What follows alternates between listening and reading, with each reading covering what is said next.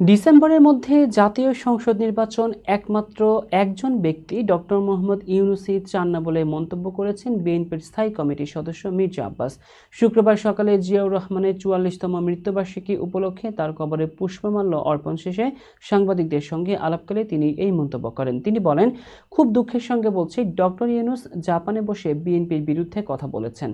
দেশের সুনাম রক্ষা না করে বিদেশে বসে বদনাম করছেন, এটা লজ্জার বিষয়। তিনি আরো বলেন, ডিসেম্বরে নির্বাচন আয়োজনের প্রস্তাব ইউনূসই প্রথম দিয়েছেন, অথচ এখন তিনি তা সরিয়ে জুনে নিয়ে গেছেন। বাংলাদেশে জুন মাসে কোনো নির্বাচন হবে না, নির্বাচন হলে তা ডিসেম্বরের মধ্যেই হবে। মির্জা আব্বাস আরও অভিযোগ করেন, নির্বাচন না হলে তার দায়-দায়িত্ব ডক্টর ইউনূসের, বিএনপির নয়।